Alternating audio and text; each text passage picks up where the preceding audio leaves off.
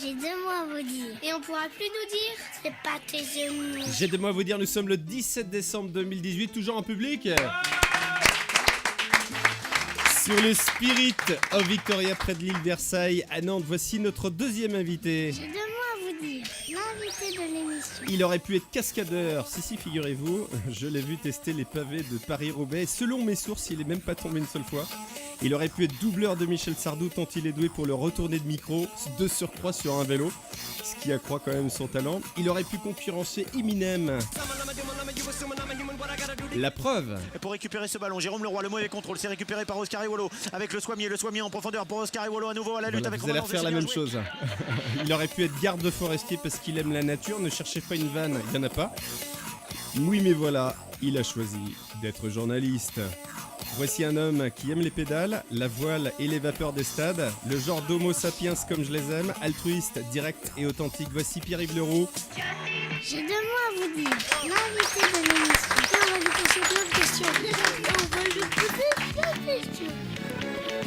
La vérité, ça fait plaisir. Ça fait plaisir aussi de t'avoir. Après Stéphanie Douillard, Pierre-Yves Leroux, notre invité. Tu as été le premier parrain de J'ai 2 mots à vous dire, il y a 6 ans de cela. J'avais des cheveux. Pour une émission, je sais pas, faudra retrouver les photos. C'était que de la radio à l'époque, oui, il n'y avait pas de vidéo.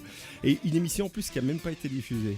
Oui, C'est vous dire quand même la sympathie du mec. Il vient pour une émission pilote, une émission 0, qui n'a pas été diffusée. Tu me le dis 6 ans après. En fait.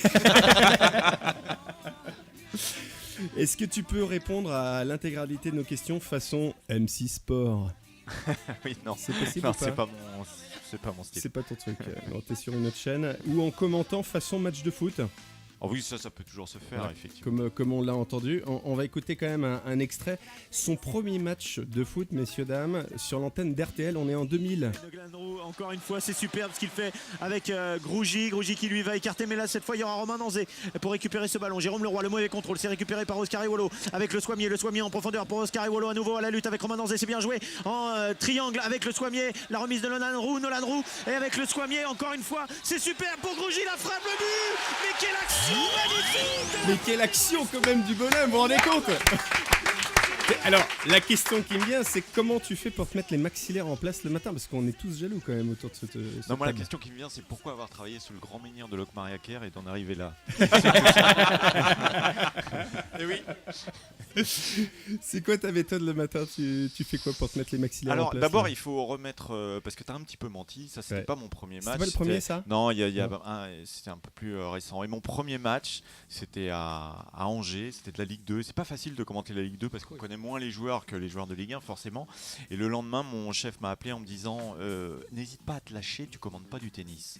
Donc j'ai forcément progressé dans l'exercice et c'est plutôt un plaisir. Mais non, je travaille pas spécialement, mais c'est vraiment le métier qui fait progresser, quoi. Il faut commenter des matchs. Et comme je suis à sans doute plus de 1000 matchs commentés, au bout d'un moment, ça commence à venir. Tu les as pas comptés? Non, mais parce que je c'est garde difficile. toutes les feuilles de match. C'est Donc vrai un jour, quand je serai vieux, je les compterai. Il y a le côté historien, tu gardes énormément, tu es très archiviste dans ton bureau. En tout cas, la dernière fois que j'y suis allé, il y a l'affiche du 12 juillet 98. Ouais, il y a plein de journaux, je garde plein de journaux, mais pas. Il s'est passé quoi le Pas- 12 juillet, je sais pas, on va en parler tout à l'heure. On va parler de foot, on va parler de voile, de foot et de vélo, notamment avec Pierre-Yves. Mais je garde pas que le sport, je garde tout. J'aime effectivement tout ce qui est histoire, tout ce qui est le passé.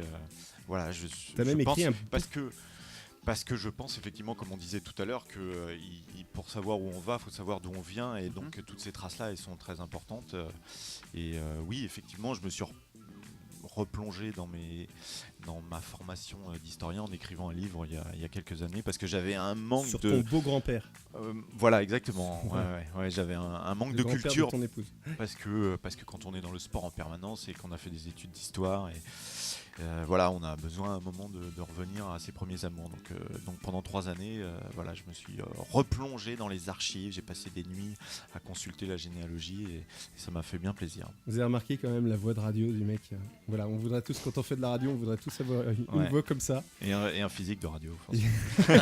Non, c'est pas vrai. Bah, t'as aussi un physique de télé, tu fais de la télé aussi. Forcément, mais on en reparlera. On va en parler. Par l'évolution de notre métier. Ouais. Alors tu ne viens pas d'école de journalisme, tu viens de fac d'histoire à Nantes. Tu fais tes classes à alternante.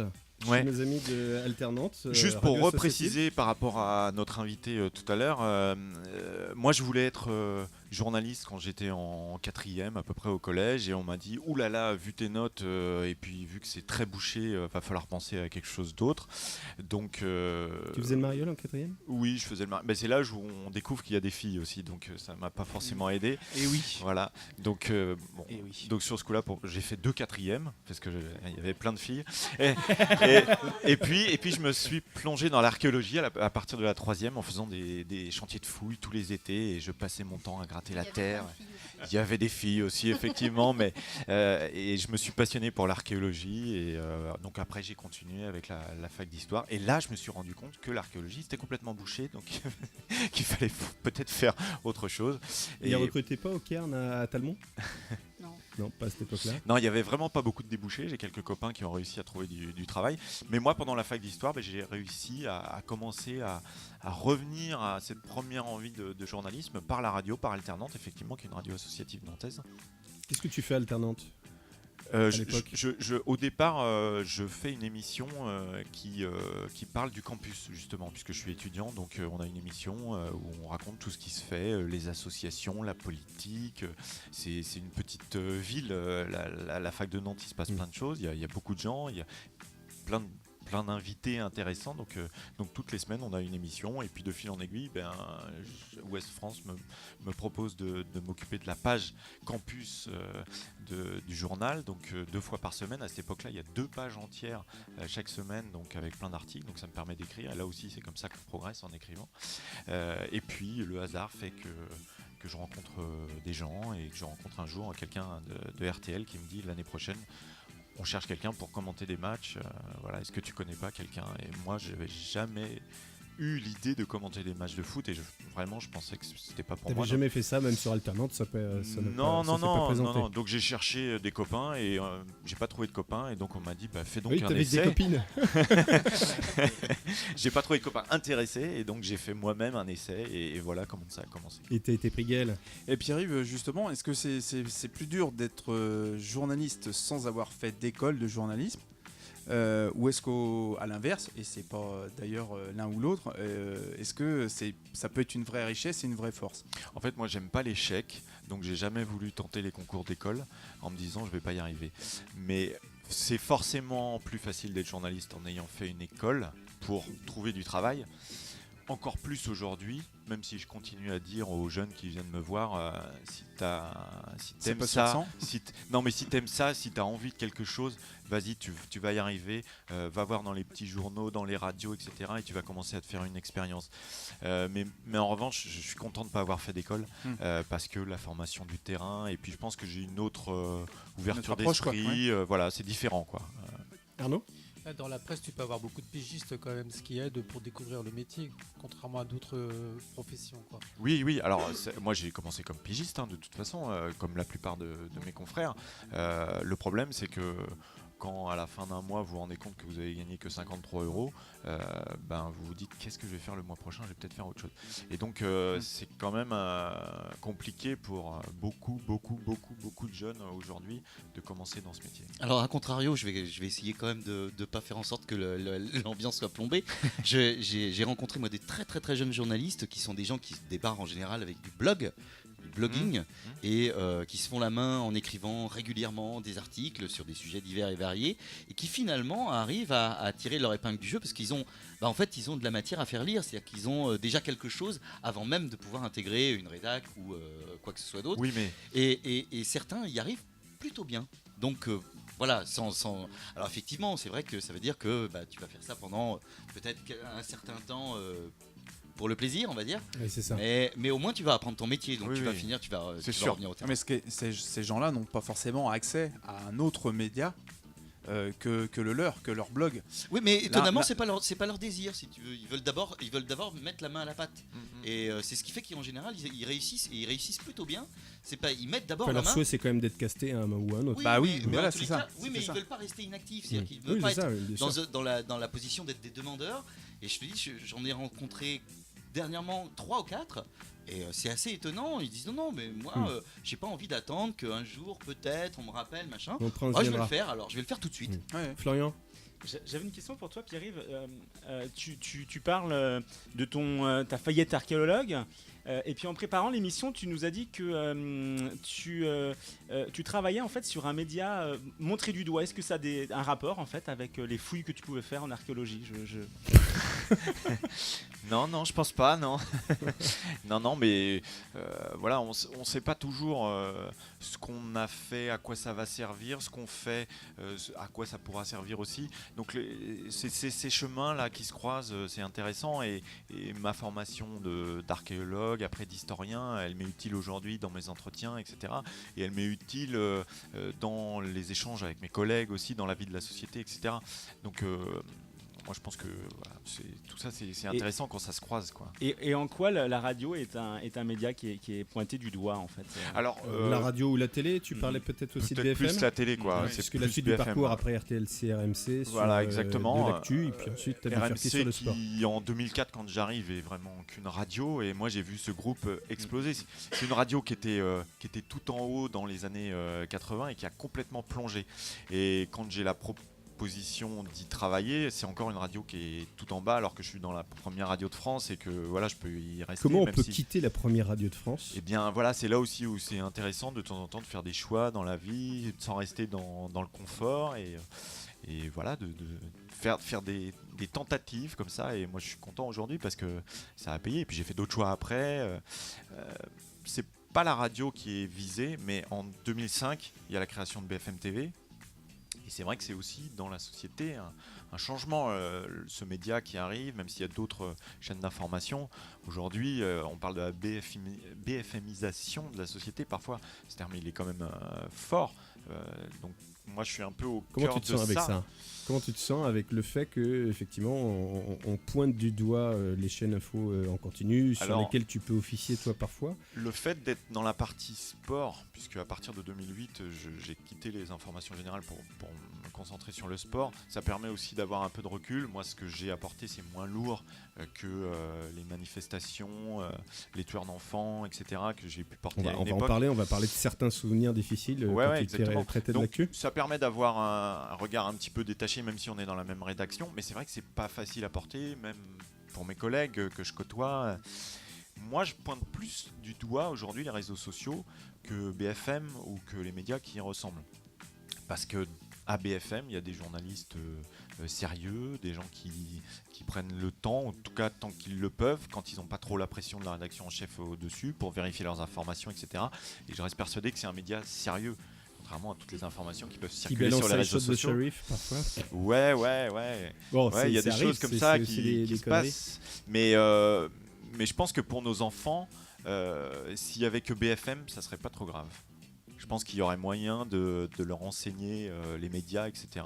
et de voir ce qui est pas bon, ce qui est critiquable, etc. mais ce qui est positif aussi. Stéphane. Oui, tu travailles donc sur RMC, tu connais donc la famille Grimaldi. Est-ce que toutes les Stéphanie sont sympathiques? J'ai eu une fiche de paye pendant des années qui était basée à Monte-Carlo. C'est plus le cas aujourd'hui et mes impôts s'en ressentent. C'est ce que j'allais dire, est-ce que tu as toujours un compte là-bas? On revient sur RMC, BFM. Tu dis, et j'ai l'impression que tu le vis mal, pourquoi est-ce qu'on critique BFM sur les Champs-Élysées et pas en Syrie? Ouais, c'est un peu ça, effectivement. C'est-à-dire que moi, tout à l'heure, tu as dit journaliste sportif dans la présentation. C'est un terme que j'aime pas du tout, parce que moi, je suis journaliste. Je vais la refaire alors. Kevin, on remballe. Non, mais j'ai une carte de presse. C'est-à-dire que moi, s'il se passe quelque chose dans la rue, là derrière, j'ai ma caméra, tout est prêt et je vais bondir. Parce que voilà, je suis un témoin de la société, je suis un témoin de ce qui se passe. Je suis un témoin des événements sportifs, forcément, parce que c'est ce qu'on me demande principalement. Mais s'il se passe quelque chose, là, juste derrière moi, je vais réagir en journaliste. Donc pour moi, le journaliste, le reporter qui est sur les Champs-Élysées, il fait le même boulot que s'il est en Syrie, effectivement. Et c'est vrai que s'il est en Syrie, on va dire oh là là, il prend des risques, etc. Il se met en danger pour nous rapporter cette image. Alors que s'il est, ce que j'ai vu il y a quelques temps, au cœur du Panthéon, à filmer des images avec des gens aujourd'hui qui sont autour de lui qui sont pas forcément accueillants, je sais qu'il prend des risques. Je sais très bien qu'il prend des risques, parce que moi j'en ai pris avec une caméra. Quand on a l'œil rivé à l'écran, on voit pas ce qui se passe autour de soi, et je sais qu'il prend des risques. Autant peut-être qu'en Syrie, voire plus, parce que temps en temps sur les terrains de guerre, on est très encadré. Vous avez dû d'ailleurs enlever vos bonnettes BFM là sur le mouvement des Gilets jaunes. Oui, et, ça arrive très souvent, même sur le sport. Voilà, sur le sport. Bien sûr, je suis cadré pour un direct et je vois mon cadreur qui enlève la bonnette parce qu'il a entendu des personnes autour de lui commencer à dire BFM. Gaël ? Mais, on a l'impression à t'écouter et à écouter la radio et à regarder la télé, ou l'inverse d'ailleurs, je sais plus, mais on a l'impression que BFM jette un peu un discrédit sur RMC, beaucoup plus que RMC jette un discrédit sur BFM. En Puis fait, ce sera la dernière question de RMC l'image. BFM. Est-ce que c'est la force de l'image ou est-ce que on peut avoir la naïveté de croire que la radio est un média un tout petit peu plus sain? Non, mais nous, on a beaucoup déconné sur RMC. Voilà, quand ça a commencé à partir des années 2000, c'était vraiment la récré et encore plus sur le sport. Donc, on a gardé ce ton décalé. Et je pense qu'il y a plus aussi, voilà. Moi, c'est vrai que je vais sur les matchs pour commenter, des fois juste pour sortir un gros jeu de mots, parce que je sais que ça va amuser ma grand-mère. Puis il faut garder le smile, quoi. Mais voilà, exactement. Mais c'est vrai que BFM a ce côté beaucoup plus sérieux et puis a été pris au sérieux par la société. Donc on est confronté un peu effectivement.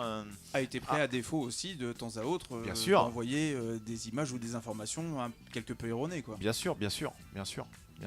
Mais c'est vrai que on est au sein de la même société avec des médias très différents, parce qu'il y a BFM Business aussi qui est spécialiste de l'économie. Voilà, donc c'est pas toujours simple d'être journaliste dans ce groupe, effectivement. Arnaud ? Juste rappeler quand même, il n'y a pas que BFM qui a fait des erreurs dans l'histoire. Quand même, TF1 en a fait, France en a fait, L'AFP on a fait, fait, a commencé. Berlusconi au moment où la 5 est lancée en fait également, quoi. C'est simplement qu'aujourd'hui on est rentré dans une société du commentaire permanent, quoi. Et qu'aujourd'hui, quand vous êtes journaliste, même les émissions de sport, moi qui suis un grand fanat et que je regarde l'équipe 21 tous les soirs pour c'est pas bien. mais ça m'occupe et j'adore. C'est un grand fan de sport, il t'attend depuis 3 C'est ans la quand même. concurrence, je rappelle. Oui, mais je regarde, mais je peux pas avoir RMC Sport, ça m'agace profondément en tant qu'abonné Canal+ ou Fibre. On en reparlera après. Mais ce que je trouve, c'est qu'on est dans une société du commentaire permanent, quoi, où on demande à l'auditeur de tweeter, de voter, de commenter, même de diffuser de l'information. Mais et tout moi, le monde je travaille a un dans avis la... surtout avec les réseaux sociaux Et aujourd'hui. moi, je travaille même dans la communication publique. Aujourd'hui, une réunion publique avec des élus, c'est différent d'il y a 5 ans. Elle est commentée. C'est-à-dire qu'il y a avant, la réunion publique, c'était dans une salle. On a fermé la salle à 18h et puis on attendait. Le journaliste de Ouest France faisait son petit papier. Il partait à 19h parce qu'il bouclait le journal. Aujourd'hui, il y a des opposants au projet qui commentent, qui tweetent et qui ont une force de frappe beaucoup plus forte que le média qui n'est plus lu le lendemain matin, qui s'appelle Ouest France ou Presse Océan. Donc c'est une vraie société du commentaire et qui a un impact sur le métier que vous faites. Florian ? Moi j'avais une question, une autre question pour toi Pierre-Yves, ça fait 20 ans en fait, un peu plus de 20 ans que tu fais ce métier-là. 20 ans, ça fait quelques souvenirs en fait. Est-ce que tu peux nous faire partager des souvenirs que tu as de ton métier ? Notamment au moment où tu suivais l'actualité ? C'est sans doute le moment le plus fort au début de ma carrière. Effectivement, j'avais 24 ans, donc j'étais alternante et voilà, quand on est dans une radio associative, on s'occupe à la fois d'animer une émission, on est aussi derrière la table, à pousser les boutons, etc. C'est la meilleure école. C'est la meilleure école pour les jeunes journalistes d'ailleurs, parce qu'il faut même aller sous la table pour réparer de temps en temps. Voilà, il y a quelque chose effectivement. Et je suis derrière la vitre. Il y a une interview qui se déroule à laquelle je peux participer aussi, et il y a une mère avec sa fille qui sont en pleurs parce que le fils et frère a été retrouvé pendu à la prison de Nantes. Il s'appelait Zamani et il était au mitard, il était là pour 2 semaines de prison seulement, ou 2 mois, enfin une période très très courte, et il a été retrouvé pendu avec des coups sur le corps. Voilà, et ces 2 femmes sont là en pleurs, et quand on a 24 ans, que c'est l'histoire d'un garçon qui a le même âge que soi et qui sans doute n'a pas fait des grosses bêtises dans sa vie, voilà, mais c'est très fort en radio, voilà, de vivre ça, et ça m'a énormément marqué. C'était en direct ? C'était en direct, oui, tout à fait. Et c'est aussi la richesse de la radio, de pouvoir bien transmettre ces choses-là, Voilà, on ne sait pas toute l'histoire de ce qui s'est passé dans cette prison, mais quoi qu'il se soit passé, c'était un moment très très fort en tout cas. Tu as croisé Michel Fourniret aussi. Ouais, là on est vraiment dans les grandes histoires. Voilà, il se trouve que BFM TV naît en Reste 2005. avec nous Stéphanie, ça va s'alléger après. Hein. Je me retrouve. Non mais On va parler de sport après. c'est aussi des moments forts et Michel Fourniret, il est encore au cœur de l'actualité Aujourd'hui. 10 ans après, 15, et ça sera encore le cas 15 ans après. Et on me dit demain matin, tu dois être à 6h du matin sur le parking d'Atout Sud à Rezé parce qu'il y aura Michel Fourniret. Ah, oui, parce qu'il y a Non, une je préfère faire Laurent Fabius finalement. Et en fait, j'ai débarqué là avec ma caméra. Il y avait des tireurs sur le toit d'Atout Sud. Et il était arrivé dans un fourgon avec un gilet pare-balles. Il y avait sa femme, Monique Olivier, qui était là aussi. Il y avait ses avocats. Et c'était une reconstitution d'un des enlèvements d'une jeune femme qui a été enlevée. Et dont moi, je me souvenais aussi parce qu'elle était collégienne. Et j'avais son âge. Et voilà, on a Michel Fourniret à 10 mètres de soi.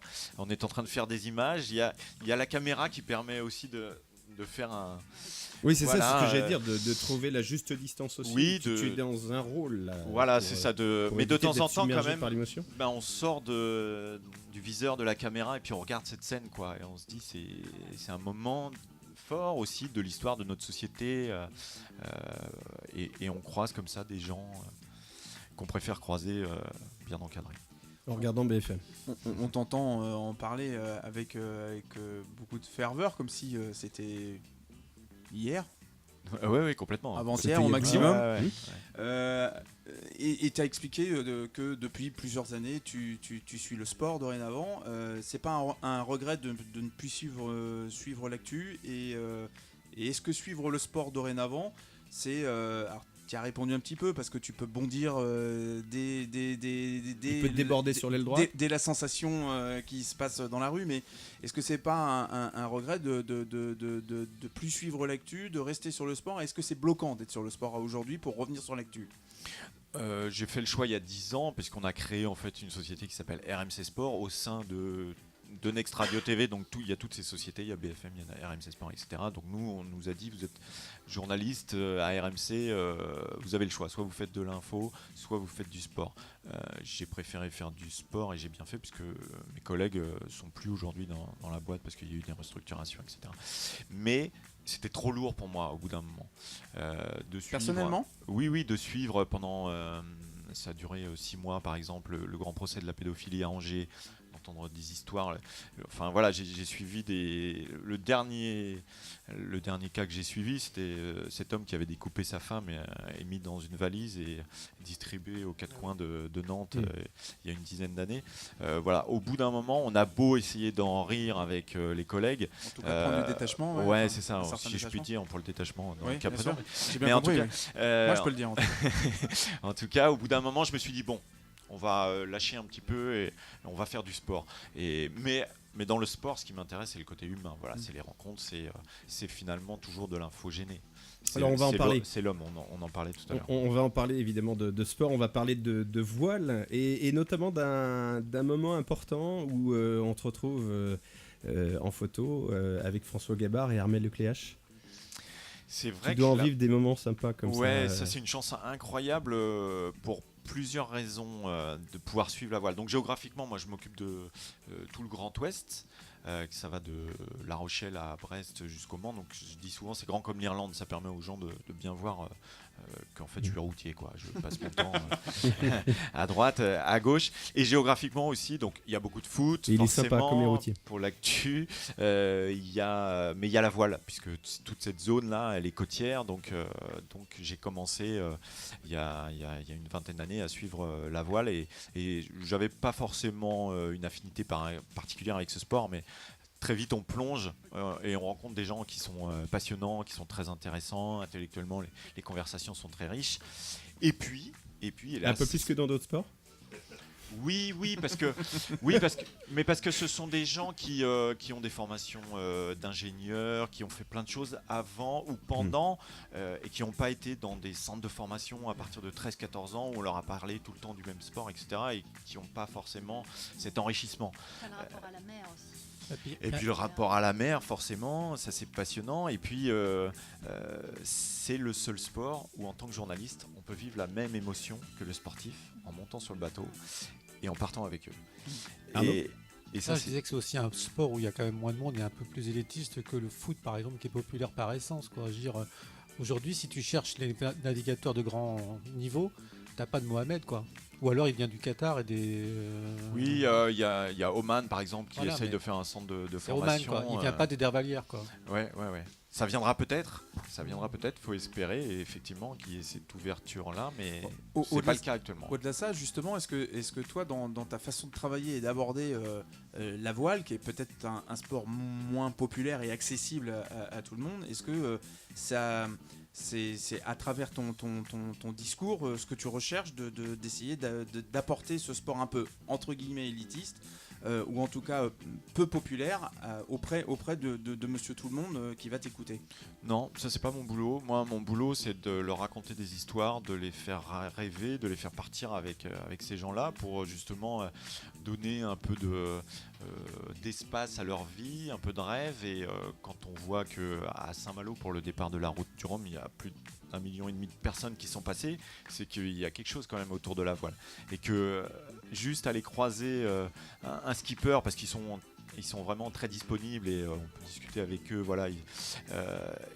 Rien que ça, pouvoir échanger quelques mots, ça fait rêver plein de gens notamment en France, parce que le solitaire c'est principalement en France. Les Anglais et les Anglo-Saxons ne comprennent pas et pensent qu'on est complètement fou de partir en mer seul, que c'est pas du tout sécurisant et que à partir de ce moment-là c'est vraiment une idiotie. Mais Alors, même quand on part Tout à fait faux. Même quand on part à plusieurs, ça peut être risqué. Un jour, tu te retrouves à bord d'un bateau. ça sera sans doute la plus forte émotion effectivement de mes reportages. Enfin, on verra, il y en aura peut-être d'autres, mais effectivement, je pars avec deux des plus grands marins français, donc Roland Jourdain et Jean-Pierre Dick, qui ont fait tous les deux le Vendée Globe et qui sont sur une nouvelle classe de bateaux, des petits multicoques qu'on appelle les modes 70, qui ont quasiment disparu après cette journée-là. Puisqu'on part à l'entraînement, et c'est le dernier jour d'entraînement avant la Transat Jacques Vabre il y a 5 ans. Donc il y a un hélicoptère qui vient filmer au-dessus pour faire les images, ce qu'on appelle la banque image, qui va servir pendant toute la course en fait, puisque forcément pendant la course on n'a pas d'image.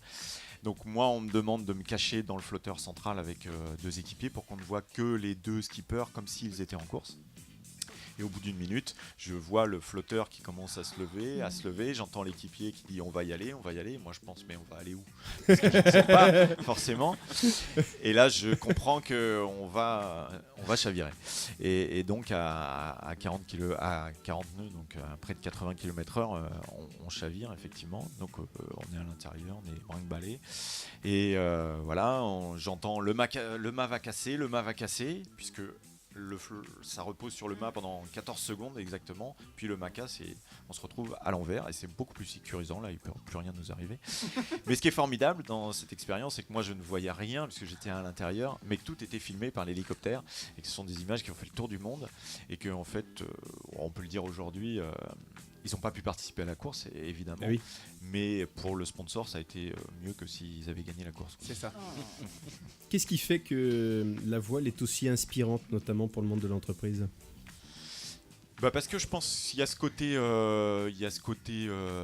rêve, énergie, projet, aventure, voilà, ça résume plein de choses effectivement, et parce que ce sont des personnalités très fortes, donc il y a énormément de marins qui viennent témoigner dans les écoles, auprès des petits, auprès des grands, dans les entreprises, et qu'il y a des messages qui sont très riches, très forts, et je pense qu'ils sont vraiment porteurs dans le monde de l'entreprise. Deux remarques. D'abord, c'est moins cher que de sponsoriser un club de foot ou voir une équipe cycliste. Et deuxièmement, tu portes le nom du bateau. C'est-à-dire que même lui, quand il doit en parler, il parle de Banque Populaire, quoi. Oui. Et il parle pas du FC Nantes avec recyclage et pas prêt. Donc, comme pour le tu vélo. dis Ligue 1 comme pour le vélo. Conforama, Et donc à partir Non, de là, je il y a un dis retour jamais. sponsor qui est quand même énorme. Et en plus, c'est quand même la dernière aventure humaine, quoi. C'est Partir sur Conforama la qui mer. s'est fait avoir dans cette histoire, parce qu'on dit jamais Ligue 1 Non, Conforama. bien sûr. Non, c'est la Domino's Pizza Ligue Oui. 2, je crois. Ouais, la Ligue 2. Ouais. Mais je le dis jamais. Et la Lidl en. J'en mange par contre, mais je. Et la Ligue de Land, donc il y en a d'autres. Tout le monde est solidaire dans la voile ? C'est aussi ça qui est formidable. c'est qu'ils sont tous concurrents au départ, sur la ligne de départ, mais ils disent tous, je sais très bien que mon meilleur ami, ça sera mon concurrent si je suis au milieu de l'eau et qu'il m'arrive quelque chose. Et ça aussi, c'est une valeur très importante. Donc voilà, je sais très bien que les uns et les autres, ils s'apprécient pas forcément, mais qu'ils ont confiance au moment où il faudra d'avoir le soutien de quelqu'un avec qui ils s'entendent pas forcément. Stéphanie, ça t'inspire? Bah, ça m'inspire. Moi, j'ai un de mes fils qui a fait championnat de France en catamaran et qui aujourd'hui dessine des bateaux. Donc forcément, le milieu de la voile, je connais un petit peu. Puis c'est vrai que je pense que c'est très inspirant pour le milieu de l'entreprise, et y compris parce qu'il y a vraiment cette notion de faire corps avec les éléments naturels. Il y a quelque chose de très puissant là-dedans, et j'aime beaucoup les valeurs aussi qui sont liées à ce sport-là. Stéphane? Ouais. Avant de parler cycliste, j'ai envie de aborder le problème du dopage avec toi. Est-ce que, justement, je me pose toujours la question... Il se dope pas, Non, ne regarde pas comme ça. Non, mais justement, mais avec la voile, je me demande comment ils peuvent tenir sur 15 jours, 3 semaines, en dormant 20 minutes. Comment, tu leur as posé la question? Tu t'es déjà questionné comment ça se passe? Souvent, mais il suffit d'essayer chez soi en fait. Et on s'aperçoit que le corps a des ressources incroyables. Il suffit d'avoir des enfants. Voilà, par exemple. Qu'est-ce qu'ils ont de plus, les voileux? Très clairement, ils arrivent. Moi, je les ai vus là encore à l'arrivée de la route du Rhum. Ils sont épuisés parce que les bateaux sont de plus en plus physiques. C'est vraiment de plus en plus compliqué. Sur 8-10 jours, ça va encore. Mais plus, ça va devenir très compliqué. Là, on arrive à la limite humaine, vraiment. Parce que les bateaux sont vraiment, vont tellement vite. Ça devient très compliqué. Et là, la question va être intéressante. Mais pour ce qui est du dopage, je pense qu'il ne se dope pas parce qu'il faut rester lucide au maximum. Et le seul cas de dopage récent, c'est parce que quelqu'un avait fumé du cannabis, mais quelques jours avant, et voilà, il a été contrôlé positif. Mais voilà, c'était pas on peut du retrouver des dopage, traces de cannabis pendant plusieurs mois. Voilà, donc c'était pas du dopage pour la course. Yael? Tu as parlé de souvenirs avec des bons moments, avec des rencontres, voire de bons clients, hein, comme on dit. Est-ce que tu as eu des moments de solitude lors de direct où, pendant que tu étais en train d'interviewer, tu te disais, mais en fait, le mec ou la nana, mais il est inintéressant. Regarde ce sourire. Inintéressant. Regarde ce sourire. Il adore. Il y a des noms qui vont jaillir de ses lunettes. Et tu te rendais compte que ce que tu envoyais, en fait, c'était juste pas audible, quoi. Même pas intéressant, quoi, en fait. C'était jeudi dernier. Ah merde. Quel sport. Faut essayer Attends, jeudi, on était combien? Faut essayer de caster un minimum les gens qu'on va interviewer. Les bons clients au micro. Mais par exemple, quand ça arrive sur BFM pour la voile, ils sont fans de la voile sur BFM. Donc il m'est arrivé d'être pendant 7 heures à l'antenne, quasiment sans interruption, avec un ou deux collègues, et on se relayait comme ça. Donc au bout d'un moment, on avait interviewé 500 personnes, quoi. C'est toi qu'on voit dans le quotidien avec le soleil qui passe. Ouais, ça m'est arrivé de passer dans le quotidien. Mais je dis, c'est quelqu'un d'autre qui a casté pour moi, et je me suis dit, en commençant le dire. Alors c'était pas un direct, c'était enregistré, mais le plateau il fallait qu'il soit diffusé 10 minutes après, donc je savais que c'était foutu. Okay. Donc voilà, donc j'avais des supporters, des jumeaux, j'en avais un à gauche, un à droite, et j'ai commencé les questions, et c'était du oui et du non. Et il fallait que je fasse quand même 1 minute 40, quoi. Ouais. Donc et là c'est long. Hein. Ouais, c'est très long, très long. Donc voilà, ça arrive de temps en temps, des grands moments de solitude, ça arrive. On va parler de foot tout à l'heure, mais dans la même veine, Jean-Claude Seudo. Oui, bah. Alors qui lui faisait systématiquement une espèce de contradiction de la question. Toujours, il commençait par répondre non. Non, toutes les questions. Enfin, vous avez quand même gagné 12-4, c'est quand même une belle victoire. Ouais, non. Ouais, effectivement. Moi, je suis arrivé après Jean-Claude Fiodo, donc je suis pas mécontent d'ailleurs. Ouais, moi, j'ai un souvenir d'avoir entendu, c'était pas toi, mais d'avoir entendu Monsieur Pro, Pascal Pro. Oui. Alors lui, il s'était fait botter le cul, quoi, par Suodo en direct, un soir de Juventus notamment. Et oui, c'est un souvenir assez mémorable dans le sport nantais. Et interdire de vélodrome, ça serait possible encore aujourd'hui? C'est Pascal Pro s'était fait interdire de vélodrome par Bernard Tapie pendant quelques temps. Bon, il a même pris plus qu'une baffe par Bernard Tapie, Pascal Pro, pendant qu'il faisait ses courses. Ils se sont croisés, et, voilà. Bon, après, j'ai pas tellement envie de parler de Pascal Pro. C'est peut-être la personne. Il est sur une chaîne concurrente. Quand même, l'entraîneur de Laval qui joue en national a quand même pris à partie un journaliste de France Bleu Loire et l'a menacé, et il a été repris l'entraîneur de Laval, quoi. J'ai un collègue qui a pris une baffe un jour. Oui, ça peut arriver. Hein. Ça peut amener justement sur le rôle et comment le journaliste sportif est perçu. Est-ce que c'est le porteur de micro qui peut mettre en avant et faire mousser le sportif? Est-ce que tu ressens ça parfois? Ou est-ce que au contraire le sportif est ravi parce que ça va mettre en avant sa discipline, son sport Ça dépend des sports. Donc voilà, les sports qui sont pas très médiatisés, en général, on est plutôt aussi nous à porter un peu le sportif et la discipline. En revanche, pour le football, pour pas le nommer, on est dans une relation qui est beaucoup plus compliquée où les clubs, par exemple, ne comprennent pas que les journalistes soient pas supporters du club qu'ils suivent.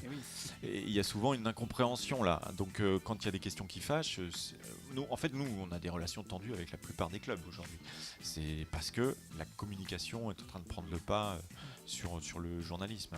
Quand on était à Alternante et qu'on s'appelle Pierre-Yves Leroux, un entraîne, ça se passe comment en foot? Quand on est à Alternante, c'est pas compliqué parce qu'on commande plutôt pour des auditeurs nantais. Moi, je travaille sur une radio nationale aujourd'hui, donc je vais à Nantes, je vais à Rennes, donc j'essaye toujours d'être le plus objectif possible parce que je commente aussi pour quelqu'un qui écoute à Monaco ou à Bordeaux. Donc voilà, j'essaye de décrire ce que je vois toujours parce que c'est ça le métier de journaliste. Voilà, et de trouver au bon moment le mot précis, c'est ça le petit jeu qui est intéressant dans le commentaire radio. Je sais que tu suis l'athlétisme particulièrement, Stéphanie. Oui, j'aime bien. Tu aimes je trouve l'athlétisme? ça assez télégénique et puis je trouve ça très beau en fait l'athlétisme. Ouais, c'est ça. Il y a une photo de Pierre-Yves en compagnie de Renaud Lavillenie et Jean Galfionne. C'est un peu le père et le fils spirituel. Jean Galfionne, en fait, après avoir été champion olympique en saut à la perche, quelques années après, a décidé de se lancer dans la voile. Et il est parti de zéro parce qu'il a commencé par balayer les ponts de la Coupe de l'América, des bateaux de la Coupe de l'América. Donc il a fait tout le processus. Donc déjà, je trouve que c'est bien de la part du garçon. Et puis au bout d'un moment, il s'est lancé sur des bateaux un petit peu plus gros. Et donc un jour, on m'a proposé d'aller en reportage puisqu'il demandait à Renaud Lavillenie qui venait lui aussi d'être champion olympique. J'avais la chance d'être seul avec eux deux en mer. Ils échangeaient sur leurs sensations, etc. Ouais, un très beau reportage. Et j'aime beaucoup Jean Galfionne. C'est quelqu'un de très droit et qui connaît ses limites, puisque la dernière route du Rhum, il a dit moi, c'est pas pour moi, ces mers-là. Je préfère rester en Bretagne, je vais pas traverser l'Atlantique. Et c'est aussi ça, d'être bon marin. Et restez avec nous, on va parler de foot. Non, restez. Ça te fait vibrer ce son-là? Oui, il y a toujours une adrénaline, même si moi je suis pas un fan de foot. Attends, on écoute? Ah non, j'ai cru qu'ils allaient dire une saloperie, mais c'est pas le genre du public de foot. C'est tout ce que j'aime pas forcément moi dans le foot. Mais je vais dans le stade d'abord pour l'exercice radio et puis parce que c'est ça qui m'amuse. Je pense que le jour où je serai plus journaliste, je n'irai plus forcément dans les stades. Mais en revanche, j'apprécie de regarder des bons matchs de Champions League. Ça, j'apprécie pour le côté artistique en fait, parce qu'on voit des choses extraordinaires sur les terrains de foot. Il peut faire peur ce son de foule, de stade, parfois. Moi, j'ai vu des supporters faire n'importe quoi, où j'ai eu peur, effectivement. J'étais à Belgrade, par exemple. Ah oui, c'était pas en France. Non, mais ça m'est arrivé à la Beaujoire aussi. Jamais en France, ça m'est arrivé à la Beaujoire aussi, de voir des supporters débouler dans les salons, tout cassés derrière nous. Ça, c'était à la Beaujoire. Hein. Ah oui. Oui. Et à Belgrade, bon, c'est vrai que la première chose qu'on voit en entrant dans le stade, c'est un petit panneau indiquant pensez à bien déposer votre arme auprès du gardien. Donc forcément, c'est pas rassurant. Ce qui est incroyable, c'est qu'en fait, on arrive à reconnaître la différence au niveau des stades. Le son que tu as mis, on sait que c'est du foot, par exemple. Oui, peut-être, oui. C'est fou. Oui. C'est très guerrier. C'est très guerrier comme chant. Le rugby, il n'y a pas le même son. Non, c'était du hand, ça. Non. Ah non, c'était du... Non, je te confirme. Ça va, il réagit bien. Je vais mettre Arnaud en condition pour sa chronique avec une question, je pense, qui va totalement l'apaiser. Pourquoi il y a un peu plus d'imbéciles au mètre carré dans le foot que dans d'autres sports? Parce qu'il y a plus de spectateurs. Tout simplement. C'est juste la foule qui fait ça? Moi, j'adore le foot parce que comme la musique, c'est un langage universel. Vous arrivez dans un pays, n'importe lequel, avec un ballon et vous allez jouer avec tout le monde. Et si vous arrivez avec un ballon de basket ou un ballon de hand, ce ne sera pas la même chose. Si, parce qu'ils vont commencer à jouer au foot. Tu as un handballeur en face de toi, méfie-toi. Ouais, mais le handball est un sport européen. Voilà. C'est vraiment différent. Donc moi j'aime le foot pour ça aussi, parce que c'est un lien entre les hommes. Tu peux nous faire un moi ce que j'aime dans le foot de 30 secondes. Voilà, moi ce que j'aime dans le foot c'est, et puis dès que tu as fini ton moi ce que j'aime dans le foot, tu en recharges un autre pendant 30 secondes. Tu peux nous faire ça ? Ah ouais, moi ce que j'aime dans le foot, c'est une belle passe de Patrice Loco par exemple pour Nicolas Wedek, mais ça c'était il y a longtemps, c'est quand j'avais des cheveux déjà là aussi. Ce que j'aime dans le foot, c'est cette ambiance de stade aussi, parce qu'il y a une adrénaline, ça porte, on sait qu'on va assister à une grande rencontre, mais ce que j'aime dans le foot aussi, c'est quand on sait qu'on va assister à une très mauvaise rencontre, parce qu'il y a de la boue, parce qu'il fait mauvais, etc., et que ça va être en milieu de terrain où on va se tirer le maillot, etc. Et puis c'est ce langage commun des spectateurs, ça c'est ce que j'aime dans le foot. Et puis il y a tout ce que j'aime pas aussi, mais là il faudrait peut-être plus de 30 secondes. Il faudrait un petit peu plus. Bravo pour cette impro, bravo. Ce que j'aime dans le foot, c'est me cailler aussi en plein mois de janvier dans les stades. Pourquoi est-ce que vous êtes dans les tribunes ? Pourquoi vous n'êtes pas derrière une vitre dans les salons VIP ? Mon premier match justement à Angers, certaines tribunes étaient encore derrière des vitres. Donc on est complètement coupé de l'ambiance et c'est affreux quoi. On a l'impression d'être effectivement à un match de tennis. Donc quand on est dans le stade, on est au milieu des gens. Et encore avec les casques, on est un petit peu coupé nous de l'ambiance. Donc j'enlève toujours une oreille pour avoir ce lien quand même avec ce qui se passe. Mais faut être dans la tribune, faut vivre un minimum les choses. Ça c'est important. Voici Arnaud et sa chronique. J'ai 2 mots à vous dire. Et on pourra plus nous dire, c'est pas tes mots. Arnaud, tu nous parles des voix du stade. Tout à fait. Pour ta première chronique, David. dont j'ai 2 mots à vous dire. Thierry Roland, Robert Chapat, Roger Coudert, Eugène Sacomano, Jacques Vendroux, Jean-Paul Olivier, Patrick Montel, Charles Bietri, Michel Denisot, Thierry Gilardi. Derrière cette liste de journalistes sportifs qui ne demandent qu'à être complétés, se cachent les voix du stade. Des hommes qui racontent le sport, qui décrivent des exploits, qui analysent des défaites en direct. C'est tout un art le commentaire sportif, une danse verbale où les adjectifs, les superlatifs, les métaphores se conjuguent et se marient pour nous donner et sublimer les exploits d'un Hinault, d'un Zizou, d'une Marie-Jo Pérec et de tant d'autres. Un art où la voix joue un grand rôle, avec pour certains d'entre eux un style inimitable. Hommage particulier à Eugène Sacomano, un chef-d'œuvre de commentaire en finale de la Coupe du Monde 98. Un art où certains commentaires sont devenus cultes. Ces deux-là ne passeront pas leurs vacances ensemble. Il n'a pas fait le voyage pour rien. Du Thierry Roland dans le texte, un style particulier, franchouillard, qui lui valut d'être une marionnette des guignols de l'info. D'autres voix du stade contribueront à la popularité d'un sport, comme Roger Coudert, le 16e homme du 15 de France avec le rugby, avec son vibrant « Allez les petits !» lancé à des géants de plus de 100 kilos. Alors la voix du stade nous fait aimer le sport, mais pourquoi aimer le sport, Arnaud ? David, à ce stade de ma chronique, j'ai décidé de faire appel au grand Roland Barthes, et non pas à Fabien Barthès. Et oui, mesdames, messieurs, on peut être philosophe et aimer le sport, tout comme Albert Camus. Dans un magnifique documentaire, même pour Cécile Préfolle, Le sport et les hommes, Roland Barthes dit dans son propos introductif, écoute Cécile, spécialement pour toi, à certaines époques, dans certaines sociétés, le théâtre a eu une grande fonction sociale. Il rassemblait toute la cité dans une expérience commune, la connaissance de ses propres passions. Aujourd'hui, cette fonction, c'est le sport qui, à sa manière, la détient. Le sport est une grande institution moderne jetée dans les formes ancestrales du spectacle. Le sport est fait pour dire le contrat humain. Depuis ma tendre enfance, j'aime le sport. Je lis, écoute, regarde le sport, tous les sports. Je pratique le sport, j'aime l'odeur du vestiaire. Nous sommes tous entrés un jour dans un vestiaire, que ce soit dans un stade ou dans une salle de sport, un gymnase. Nous sommes à cet instant quelqu'un d'autre. Nous portons les couleurs d'un club, d'une ville, parfois d'une nation. À côté de nous, un coéquipier, un ami, prêt à passer un bon moment, souvent avec l'envie de se surpasser, même dans la douleur.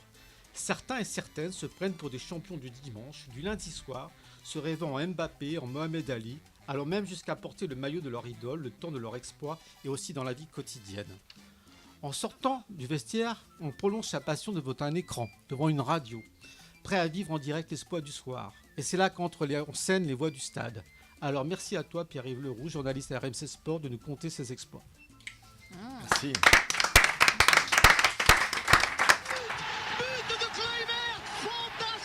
C'était quel match ça ?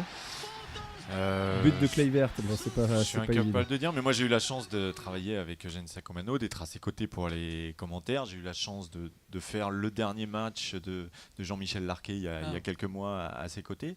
Je retiendrai une chose dans ce que tu dis, où c'est quelque chose que je rappelle souvent, c'est qu'en 1968, les radios, elles ont envoyé les commentateurs sportifs dans les rues parce qu'ils savaient s'adapter, ils savaient improviser, et c'est eux qui ont commencé. Ils avaient viré tous les autres Eugène aussi, non Sacomano, non, Eugène Sacomano était de cela.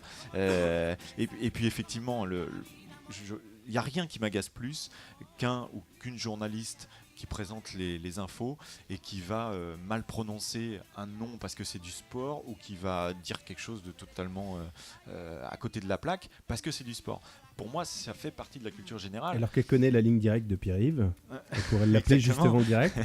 Et il y a tout dans le sport, effectivement. Mais la plupart des gens que j'ai cités, Michel Denisot, Charles Bietri, tout ça, c'est des gens qui n'ont pas fait que du sport, qui ont même fait autre chose. Et Michel Denisot n'a pas toujours été journaliste sportif. Hein. Non. Donc, C'est Pierre-Louis Basse qui t'impressionne le plus, il est qui brillant, n'est pas que journaliste sportif, enfin même si je sais que t'aimes pas ce terme-là. C'est-à-dire que ça fait partie des noms quand j'étais jeune qui ont commencé à sonner à mes oreilles quand j'écoutais la radio. Et il y a l'aspect sportif, mais il y a la radio, la musique de la radio. Moi, mon premier souvenir de radio, c'est quand je suis allongé à l'arrière de la R5, que je pars en vacances, qu'il est 4h du matin avec mes parents, parce qu'à cette époque-là, on pouvait s'allonger à l'arrière de la R5. Aujourd'hui, il n'y a plus le droit. Et qu'il y a la radio la nuit. R5, non, puis il n'y a plus de R5. Mais oui, j'étais petit. Il n'y a plus de R5 non plus, on m'aurait menti. Mais en tout cas, la radio, c'est magique, quoi. Et moi, la nuit, puisque je roule beaucoup la nuit, puisque je suis routier, eh bien, j'adore la radio la nuit. J'adore la radio, et encore plus la nuit. T'écoutes quoi la nuit? J'écoute beaucoup de podcasts maintenant parce que c'est génial. Donc tout à l'heure, en écoutant la première partie de l'émission, j'avais l'impression d'être dans ma voiture en train d'écouter un podcast, parce que c'est des émissions que j'écoute beaucoup. Et voilà, je me nourris aussi de ça. T'écoutes l'émission de Stéphanie Douillard régulièrement la nuit? Je réécouterai celle-là avec plaisir. C'était clair. Stéphane. Moi, j'ai envie de jouer avec toi, Pierre-Yves. Une petite interro surprise, comme ça on va faire le tour des stades ensemble. Pas de souci. C'est noté ou c'est juste un smile ou c'est noté. Voilà, comme ça, une petite interro surprise. Des likes sur les réseaux sociaux. On fait le tour des stades ensemble. Je te donne la ville, tu me donnes le nom. Waouh. Ça normalement, si tu restes dans la Ligue 1. Si tu restes dans l'Ouest. Alors on va commencer par l'Ouest. Bordeaux. Bordeaux, alors là déjà c'est vraiment une ville qu'on peut pas citer à Nantes. Alors c'était le Haillan. Moi j'aimais le Haillan, et maintenant c'est le Matmut, je sais pas quoi. C'est horrible. Moi j'en suis resté à Chabandelmas, moi. Lille c'était le Stadium Nord. Et moi j'ai retenu les vieux noms, et aujourd'hui ça s'appelle comment, le Stade Pierre-Mauroy. Oui, mais il a un nom aussi. On va regarder le nom. Oui, c'est le Stade Pierre-Mauroy. Lens. C'est Bollard. Lorient. Lorient, c'est le Moustoir. C'est le Moustoir. C'est le côté archéologie aussi, j'aime bien. C'est le Moustérien. Rennes. Il est superbe celui de Rennes. Alors maintenant c'est le Roazhon Park, mais ça a longtemps été le stade de la route de Lorient, ce qui me faisait beaucoup rire à Rennes. Oui. Lyon. Lyon, ça a changé aussi. Lyon aujourd'hui, c'est Dessine maintenant. Enfin, c'est à Dessine, mais il y a un nom. Il y a aussi un nom. C'est le Groupama Stadium. C'est ça. Et on finit par Le Mans. Le Mans, on a dit on fait pas le Mans. Le Mans, non, on fait pas le Mans. Non, mais c'est le MMA Stadium. C'est le MM Arena, mais ça a été longtemps bolé. Et c'est aussi tout ce que le football a de malsain aujourd'hui. C'est-à-dire que moi, j'ai adoré Bollé.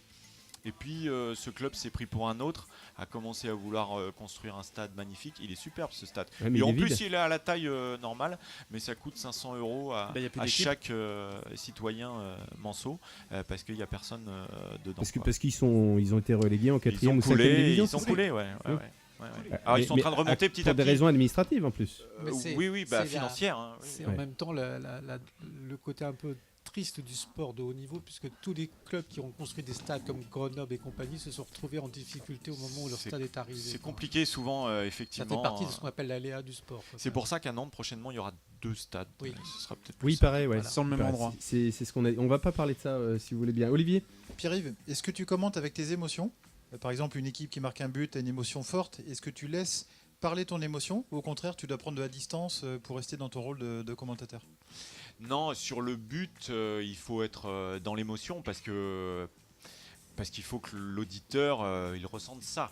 Donc je pense qu'il ne faut pas trop se retenir. Alors après, c'est pas un Lorient-Niort comme j'ai commenté vendredi soir, c'est pas la finale de la Coupe du Monde, donc il y a aussi un petit peu de retenue. Mais si le but est beau, voilà, faut y aller quand même, faut se donner. Et puis surtout en radio, je pense qu'il faut varier le rythme. Donc de temps en temps, il faut réussir à poser sa voix, expliquer ce qui est en train de se passer sur la stratégie des équipes, ce qui se passe éventuellement en tribune. Et puis à un moment, on augmente le rythme, on va parler un petit peu plus vite parce que ça s'accélère. Tiens, passe-lui ton casque. Oui, pardon, Olivier. Ta plus belle émotion. Le moment fort, ta plus belle émotion là où tu avais les larmes aux yeux, là, il y a quelque chose qui s'est passé. C'était en regardant la télé il y a quelques jours quand l'équipe de France de handball a gagné le championnat d'Europe. Moi, le sport, il me donne des émotions très souvent, très souvent. Mais en tant que commentateur, il n'y a pas aussi le phénomène supplémentaire de l'adrénaline, c'est-à-dire le fait de se dire bah, là je suis en direct, on est dedans là, et je peux pas. Oui, mais parfois est-ce c'est qu'on dur. ne rajoute pas un tout petit peu parce que justement on est dans l'adrénaline. Oui, sur les buts, parfois on survend un petit peu, mais sur l'émotion, de temps en temps, au contraire, il faut contrôler l'adrénaline. Moi, ça m'est arrivé d'avoir face à la caméra, des gens en pleurs parce qu'ils avaient fait le tour du monde en 60 jours et qu'il fallait le faire en 57 pour battre le record, qu'ils avaient passé tout seuls 2 mois comme ça sur les mers dans une vie de chien, vraiment à genoux dans leur bateau et en pleurs. Bah, quand vous êtes derrière la caméra, à ce moment-là, vous êtes parmi les premières personnes qui le voient depuis 2 mois. C'est dur de se retenir. Donc là, il faut réussir à trouver le juste milieu. C'est pas toujours évident. Prête-lui ton casque si tu veux bien, Gaël. Est-ce que tu te souviens du 12 juillet 98 ? Raconte-nous ton 12 juillet 98. Moi, j'étais à Pau. Parce que j'avais vécu toute la Coupe du Monde à Nantes où je travaillais pour le comité d'organisation de la Coupe du Monde. Donc c'était génial parce que j'étais jeune reporter en fait et j'avais le droit d'aller sur tous les terrains parce que je faisais partie du comité d'organisation alors que les journalistes n'avaient pas le droit de rentrer. Donc j'avais toutes les infos, je pouvais parler avec les joueurs, les entraîneurs, donc c'était super. Mais la finale n'étant pas à Nantes, voilà, j'étais reparti en famille pour la voir et forcément c'était une belle émotion, surtout en ayant travaillé sur l'événement et puis c'était en France, donc voilà, c'est un bon souvenir qui nous restera à vie forcément. Un petit extrait de La Cour des Grands, c'était l'hymne français en 98 avec les voix de Thierry Roland et Jean-Michel Larquet. Voilà. Et puis si tu veux commander le but de Zidane, c'est tout à fait possible.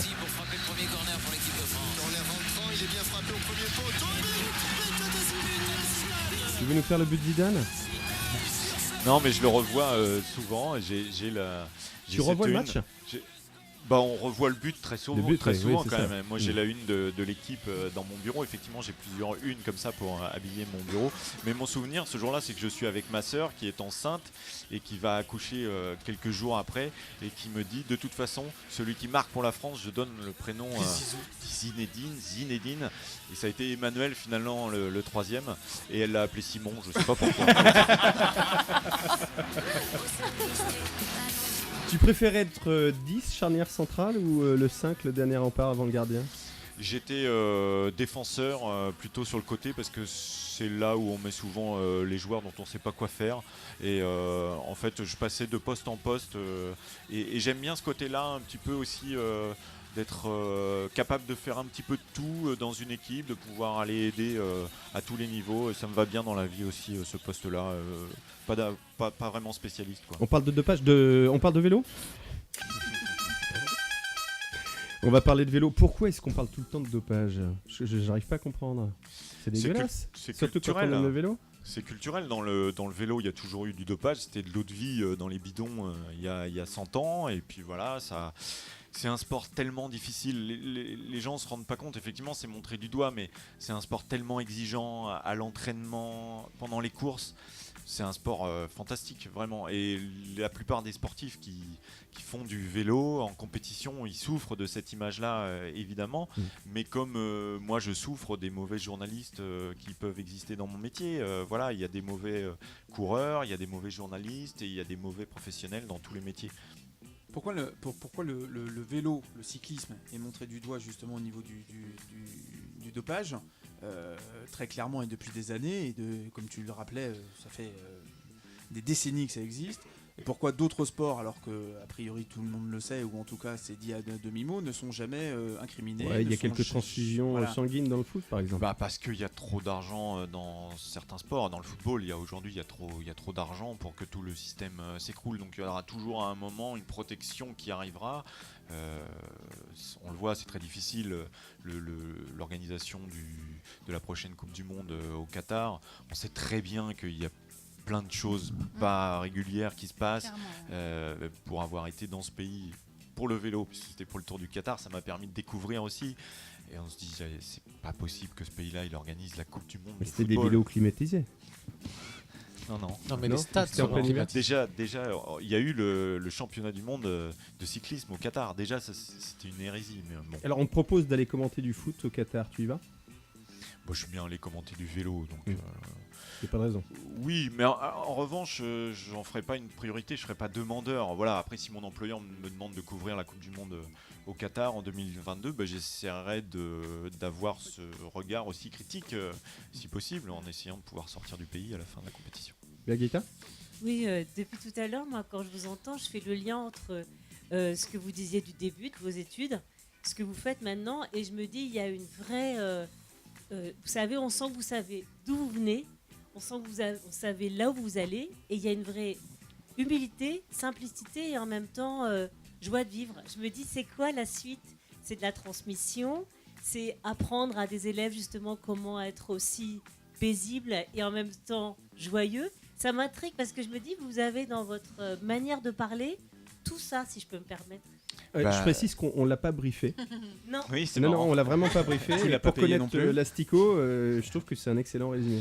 Oui, bah, je pense que de toute façon, c'est l'âge aussi qui fait qu'on mûrit petit à petit et qu'on sait un peu plus où on va et que sans doute le chemin est de plus en plus court aussi. Mais on sait aussi, je pense, bonifier tout ce qu'on a appris et peut-être trier le bon grain de livret. Voilà, c'est ça qui fait le parcours. Et Thomas Coville, que j'ai pas cité tout à l'heure, mais qui était ce navigateur en pleurs face à moi, pendant 10 ans, il a échoué dans ce qu'il devait faire, c'est-à-dire battre ce record du Tour du Monde en solitaire. Et puis au bout de 10 ans, il a réussi. Et il s'est rendu compte qu'en fait, c'était pas de réussir qui était important, c'était tout le chemin qu'il avait parcouru. Et je trouve que c'est ça qui est important. Je l'ai entendu au forum de 60 000 rebonds, ce jeune homme, et justement, et garder cette humilité et cette sensibilité, et avec les 18 ans de partenariat avec Sodebo, et tout était resté hyper cool, quoi. Ouais. Et c'est un jeune homme de 50 ans. Donc c'est ça qui est bien. C'est un jeune homme de 50 ans. Oui, il a l'air plus jeune. Arnaud? Oui, moi, je voulais connaître un peu votre avis sur l'évolution quand même du Qu'est-ce métier qui s'est passé avec Pierre-Yves là? Ça fait 2 fois que vous le voyez. Qu'est-ce Il qui a se pas été passe? correct, Je Arnaud? voulais connaître ton avis sur l'évolution du métier quand même, parce que on voit quand même apparaître les droits télé où on peut pas commenter. On voit aussi apparaître les clubs qui ont leurs propres organes de communication. On voit les sportifs qui communiquent eux-mêmes sur Twitter. En gros, on pourrait se passer aujourd'hui de journaliste sportif pour raconter l'histoire, quoi. Ouais. Comment tu vois ça? Les droits télé, Sans parler de l'intelligence artificielle qui peut rédiger pas mal de choses. Oui, c'est sûr. Les droits télé, je me plains pas trop puisque je suis dans une société qui a les moyens de les acheter. Donc voilà. Mais effectivement, ça devient très compliqué. Ce métier a été bouleversé en 10 ans. Il s'est passé des choses incroyables. Moi, j'ai commencé avec un Agra à bande qui s'en mêlait parce que les 5 kilos de piles qui étaient à l'intérieur pour faire fonctionner la machine étaient plus assez costauds au niveau énergie. Donc voilà, mais... Tu viens du interview de néolithique, Reynald en fait. Denouex, c'est exactement ça.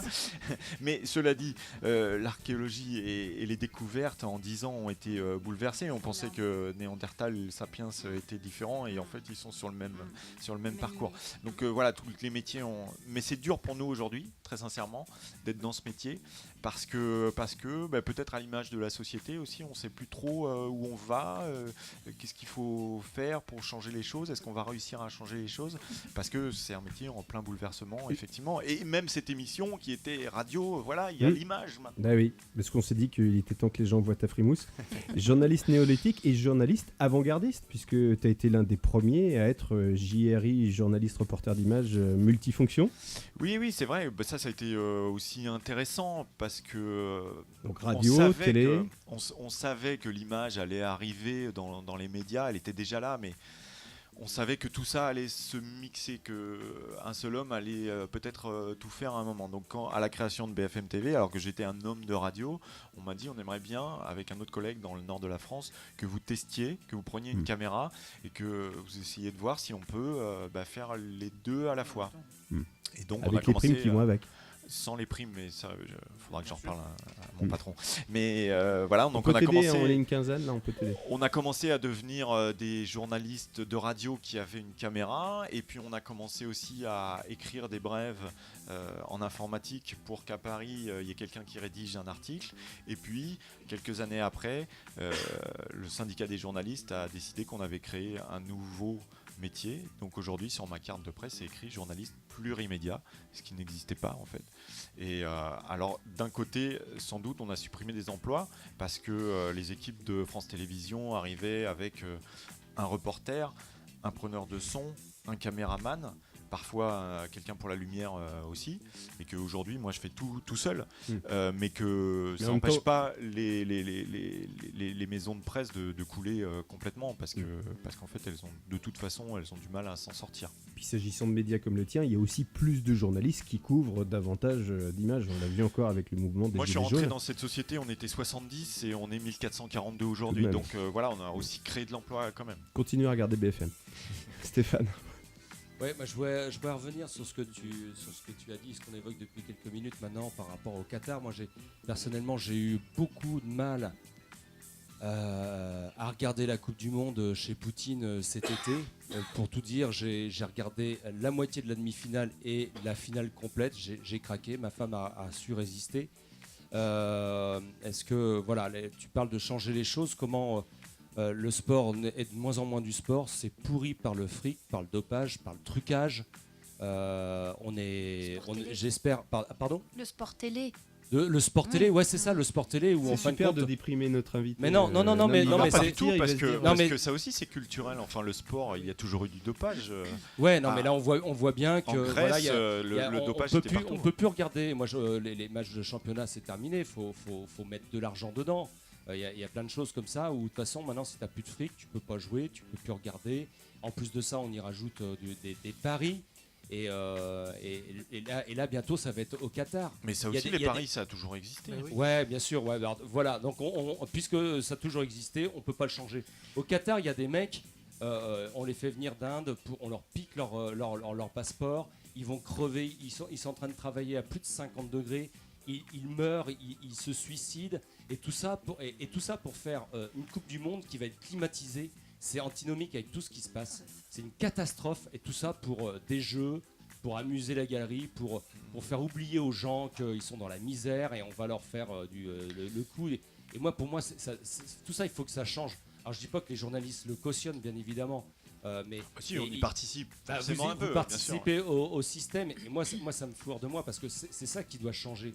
On doit revenir dans les cités, on doit leur faire du sport, on doit arrêter de leur faire regarder du sport et de les rendre inactifs et voire même carrément obèses quoi.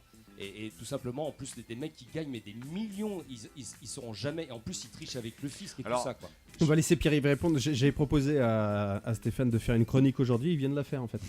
Brillamment.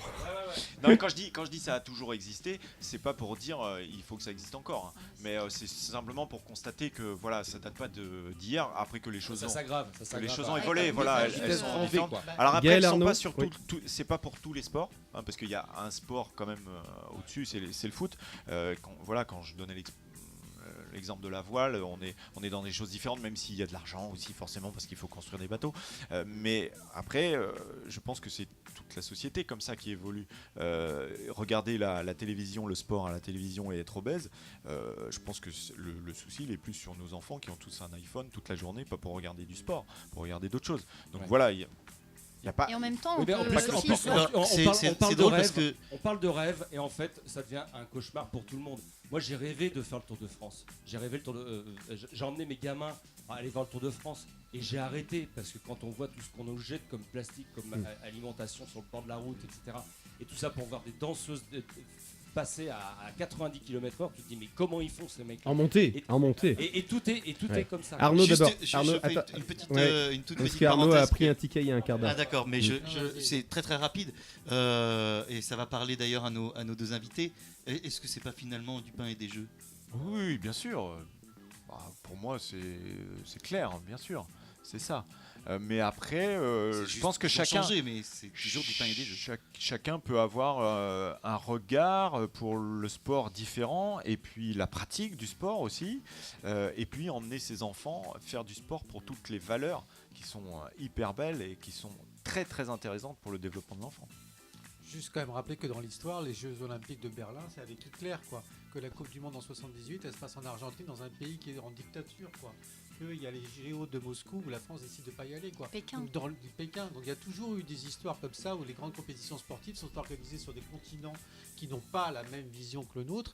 Et le travail des journalistes aussi, pour moi qui suis un fanat et qui lis beaucoup, c'est aussi de raconter ce qui se passe dans ces pays-là, quoi. Quand tu regardes, il y a 2 ou 3 comme référence, tu as l'équipe MAC qui fait quand même des très beaux reportages sur ce qui se passe ailleurs dans le monde et pas uniquement que sur la performance sportive.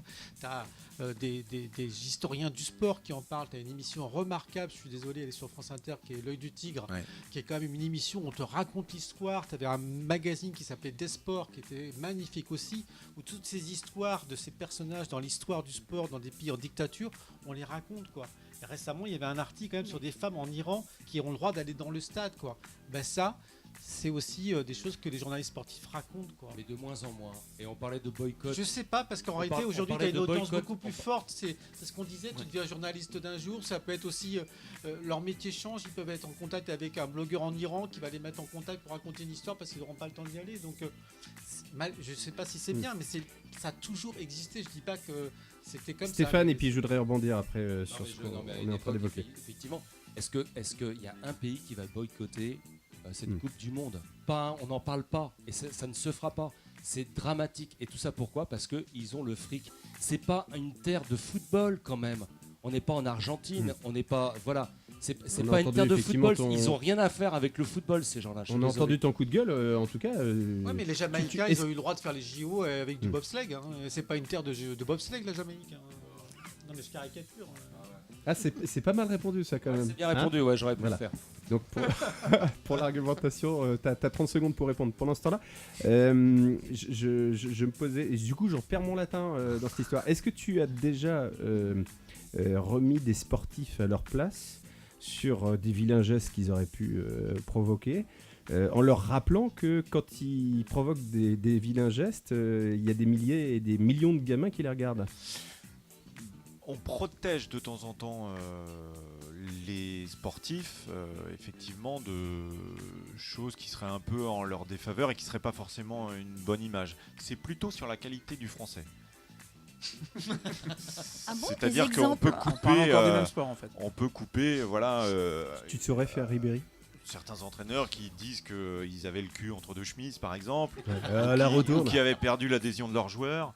Voilà, c'est des petites choses comme ça où on se permet. Ça m'est arrivé de corriger vraiment des fautes grammaticales parce qu'avec le son, on peut, voilà, juste pour être gentil, quoi. On a parlé du changement de ton métier, de l'arrivée des droits télé et de l'argent dans le sport. Tu as répondu tout à l'heure en disant que tu avais la chance d'être dans un média qui, lui, avait les moyens d'acheter ces droits-là. Est-ce que, justement, ton employeur, avec comment dirais-je, les pouvoirs qui sont les siens, t'amène te conditionne à un certain nombre à certaines interventions, pardon. Autrement dit, est-ce qu'on te dit ce que tu dois dire, ce que tu ne dois pas dire, ou pas? Ça fait 25 ans que je fais ce métier et j'ai jamais eu le sentiment d'être censuré ou de m'auto-censurer. Et ça, c'est vrai que ça peut surprendre les gens, mais vraiment, on a une parole qui est libre. Et par exemple, quand Pascal Praud me dit... on reparle de Pascal Praud. Me dit on va t'interdire de jaunelière, c'est scandaleux, on va te faire un procès parce que j'arrive le matin dans le centre d'entraînement et que lui, il est salarié à ce moment-là. pour des propos que j'ai tenus à l'antenne la veille, j'ai le plaisir de voir que mon rédacteur en chef le lendemain me dit mais de toute façon on te soutient et il n'y a pas de souci quoi. Ce que tu as tenu à l'antenne, voilà, ça, pour nous ça tient la route. Voilà. Après, est-ce que ta rédaction, parce que c'est aussi ça, être journaliste en région, est-ce que comment on existe comme journaliste en région par rapport à une rédaction qui est nationale par exemple? Comment tu fais pour te différencier? Déjà, on doit être considéré comme spécialiste de son objet d'étude, donc il faut se rendre indispensable. C'est-à-dire que s'il y a une émission qui parle de Nantes ou de Rennes, et il faut qu'à Paris, on se dise, il faut qu'on l'appelle d'abord, il faut qu'on lui demande, même s'il ne va pas forcément intervenir, qu'il nous donne éventuellement les 2-3 pistes intéressantes. Ça, c'est de l'expérience, c'est du boulot, il faut faire ses preuves, quoi. Voilà, c'est ça. Et moi, j'ai eu la chance de assez rapidement d'être envoyé à Paris pour faire des remplacements à la présentation d'émissions, en tant que rédacteur en chef. Voilà, donc au bout d'un moment, les choses sont instituées. Est-ce que c'est pas une force d'ailleurs? Pardon, d'être en région? Oui, c'est dans le sens où pour l'information, justement, comme on a l'impression aujourd'hui que l'information est de plus en plus centralisée. Centralisée, et que justement les gens ont envie de savoir ce qui se passe d'abord autour d'eux. Est-ce que c'est pas une force d'être un journaliste qui est plutôt estampillé région? Peut-être, parce que mes confrères qui sont à Paris, donc à la rédaction, qui peuvent être envoyés à droite à gauche sur toutes sortes de sujets, ont parfois l'impression de papillonner, quoi, et de ne pas maîtriser forcément un sujet, d'être envoyé sur de la natation, après sur du ski, après voilà. Donc c'est vrai que c'est un peu plus confortable. Logiquement, on maîtrise son sujet quand même. C'est une vraie guitare? C'est une vraie guitare. C'est une vraie guitare. Tu vas pouvoir en jouer si tu veux bien en conclusion de cette émission. 2 dernières questions rapides si tu veux bien. D'abord, qu'est-ce qui fait qu'on a autant besoin de commenter le sport? Ça, je sais pas. Moi, je pense qu'on a besoin de commenter le sport comme on commente l'actualité, hein, parce que finalement, il y a quand même autant de place pour l'actualité que pour le sport. Mais parce que on parlait des valeurs tout à l'heure. Alors c'est vrai que c'est toujours un mot qui est un peu galvaudé, voilà, mais voilà, il faut définir. Mais c'est pour ça que j'aime bien revenir aussi à l'enfance, parce que moi je le vis dans mon rôle de père, et je sais combien c'est important dans le parcours d'un enfant, le sport, de pouvoir faire du sport collectif, de pouvoir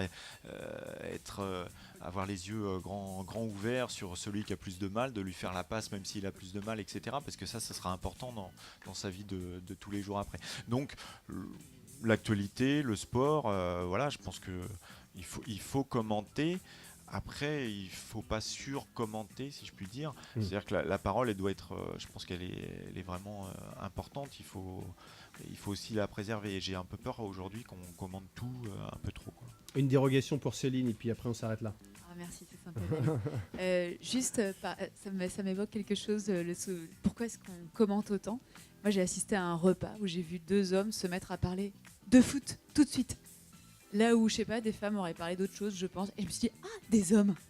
J'avais jamais réalisé à quel point c'était un sujet de conversation hyper important, mais presque naturel, spontané, presque qui faisait corps, quoi. Stéphanie, on a bouclé la boucle sur la différence de genre. Mais on va encore plus la boucler, parce que c'est ce que je disais tout à l'heure, c'est comme la musique, c'est un langage universel. Exactement. Et on va la boucler justement pour laisser la musique parler. Stéphanie, dernier mot en tant que préfète de cette interview. Le journaliste... Approche-toi bien du micro, Stéphanie. Le journaliste, c'est l'historien de l'instant présent. Voilà, c'est ce que j'ai noté. C'est ça. Et ça te va bien. Exactement. Ouais, c'est ça. Tu es aussi guitariste. Tu nous parleras une prochaine fois d'un spectacle auquel tu as assisté avec Jacques Gamblin et Thomas Coville. Ou alors, si tu peux nous en parler en 10 secondes c'est tout simple, pour nous donner envie d'y aller. Justement, Jacques Gamblin, le comédien, acteur, a lui aussi été passionné par la voile parce qu'il habite à Locmariaquer comme Thomas Coville, et qu'ils ont commencé à échanger entre eux. Et pendant une tentative de tour du monde, il lui a écrit tous les jours des petits messages. Il n'a pas forcément eu des réponses au début, et il en a fait une parce qu'il y avait pièce. autre chose à faire, Thomas Coville. Voilà, et c'était très riche. Et entre les 2 hommes, il y a aujourd'hui une amitié très très forte, et donc c'est un spectacle passionnant sur l'humain. Quand le sport est inspirant une nouvelle fois, et la musique est inspirante, tu es membre du groupe Cercamon? Oui, des copains de fac et on est restés ensemble à commettre de la musique depuis maintenant une vingtaine d'années. Et il l'assume. on se fait plaisir, ouais, mais c'est surtout pour s'amuser et être ensemble. Ouais. Ce morceau s'appelle Rocks in the Box. Allez, on y va. Pierre-Yves Leroux de Sarcamo. Get the rocks in the box, get the water right on your socks. This bucket builds of fallen Brisbane bones. We all do what we can, we're under a fellow man, and we sing our songs to the head friendships and bonds. And it's 1, 2, 3 on the wrong side of the lee. What we meant for, what we meant for. And it's 7, 8, 9, you get your shovel back in line. And if you ever make it to 10, you wanna make it again. And if you ever make it to 10, you wanna make it again. And you won't make it time on these grey granite and mine. Of that you made, of that you will return. So while we're living here, let's get one thing is clear. There's plenty of men to die, you don't jump, you turn. And it's 1, 2, 3 on the wrong side of the lee. What we meant for, whatever you meant for. And it's 7, 8, 9, you get your shovel back in line. And if you ever make it to 10, you wanna make it again. And if you ever make it to 10, you wanna make it again. And if you ever make it to 10, you wanna make it again. Qu'est-ce qu'on a bien fait de lui demander d'amener sa gratte quand même. Pierre-Yves Leroux, Stéphanie Douillard étaient nos invités. Merci à toutes et à tous. Rendez-vous en mars pour la prochaine. Salut. J'ai deux mots à vous dire. Désormais, vous ne sortirez plus de chez vous sans avoir préparé les deux mots que vous avez à nous dire. J'ai deux mots à vous dire. Les bisous dans le thème. Tout le monde prend sa place.